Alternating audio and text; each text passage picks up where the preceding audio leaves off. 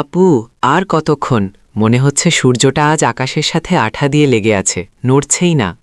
আর মাত্র ১ ঘন্টা বাকি, কিন্তু এই ১ ঘন্টা কেন ১ বছরের মতো লাগছে? মুচকি হেসে, কারণ তুই ঘড়ির দিকে তাকিয়ে আছিস আরিফ। তুই যখন কোনো কিছুর জন্য খুব বেশি অস্থির হবে, সময় তখন তোর সাথে লুকোচুরি খেলবে।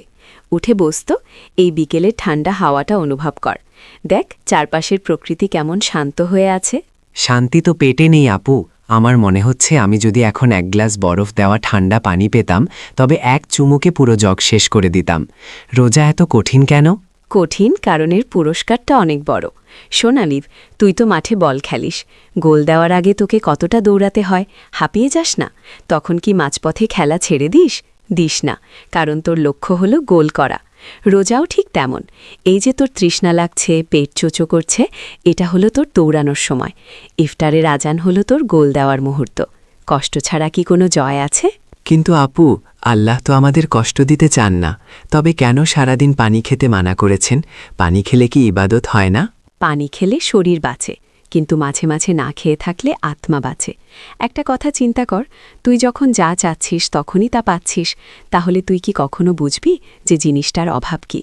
এই যে মাঠের ওপারে দেখ, রাখাল ছেলেটা গরু নিয়ে যাচ্ছে। হয়তো ওর ঘরে আজ ইফতার করার মতো পর্যাপ্ত খাবার নেই। তুই আজ তৃষ্ণার্ত বলে ওর কষ্টটা বুঝতে পারছিস। তুই যদি রোজা না রাখতে, তবে তোর কাছে ওটা একটা সাধারণ দৃশ্য হতো। রোজা আমাদের হৃদয়কে নরম করে, অহংকার ভেঙে দেয়। একটু চুপ থেকে, তার মানে রোজা রাখলে কি আমরা গরিব মানুষের বন্ধু হয়ে যাই? ঠিক তাই, রোজা আমাদের শেখায় আমরা সবাই সমান। রাজার ছেলেও তৃষ্ণার্ত, আবার ভিখারিও তৃষ্ণার্ত। আল্লাহ দেখতে চান কার ধৈর্য কত বেশি। আর শোন, রোজা মানে কিন্তু শুধু খাওয়া বন্ধ রাখা নয়। তুই যে একটু আগে বললি সূর্য কেন নড়ছে না, এটাও কিন্তু এক ধরনের অধৈর্য। রোজা তোকে শেখাবে সময়কে সম্মান করতে। আপু, আমি যদি এখন খুব রেগে গিয়ে কারো সাথে ঝগড়া করি, তবে কি আমার রোজা ভেঙে যাবে? ওই যে কালু আমার দিকে তাকিয়ে হাসছে, ওর ওপর আমার খুব রাগ হচ্ছে। রোজা ভাঙবে না, কিন্তু রোজার যে নূর বা আলো থাকে সেটা নিভে যাবে। রাসূলুল্লাহ সাল্লাল্লাহু আলাইহি ওয়াসাল্লাম বলেছেন, যদি কেউ রোজা রেখে গালিগালাজ বা ঝগড়া করে, তবে যেন সে শুধু এটাই বলে, আমি রোজা আছি। তার মানে তুই নিজেকে নিয়ন্ত্রণ করলি। রোজা হলো একটা ঢাল। যুদ্ধের ময়দানে ঢাল যেমন তলোয়ারের আঘাত থেকে বাঁচায়, রোজা তেমনি তোকে শয়তানের প্ররোচনা আর নিজের জেদ থেকে বাঁচাবে। তুই কি চাস তোর ঢালটা ফুটো হয়ে যাক? না আপু, আমি আমার ঢালটা শক্ত রাখতে চাই, কিন্তু অনেক সময় খুব কষ্ট হয়। মনে হয় একটু পানি খেয়ে ফেলি, কেউ তো দেখবে না। আরিফের মাথায় হাত বুলিয়ে, মা বাবা দেখবে না, আমি দেখব না, কিন্তু আল্লাহ তো দেখছেন। রোজার সবচেয়ে সুন্দর দিক এটাই। এটা তোর আর আল্লাহর মাঝখানের একটা গোপন চুক্তি। তুই নামাজ পড়লে লোকে দেখে, হজ করলে লোকে দেখে, কিন্তু রোজা কেউ দেখতে পায় না যদি না তুই মুখ ফুটে বলিস। এই যে নির্জনে থেকেও তুই পানি খাচ্ছিস না, এটাই হলো আল্লাহর প্রতি তোর নিখুঁত বিশ্বাস। এটাকে বলে তাকওয়া।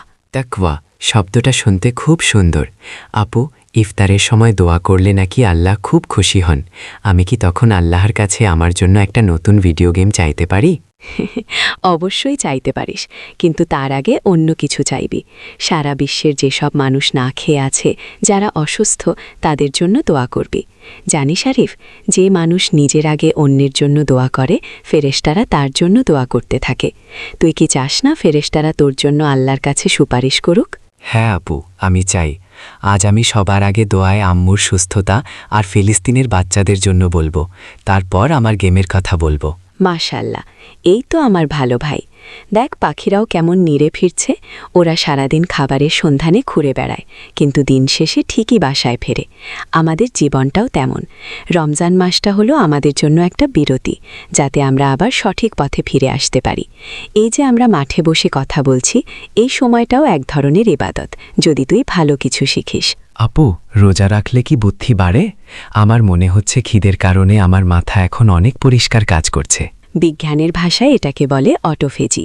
রোজা রাখলে শরীরের ভেতরের পুরনো আর খারাপ কোষগুলো পরিষ্কার হয়ে যায়। শরীর যেমন পরিষ্কার হয়, মনও তেমন পরিষ্কার হয়।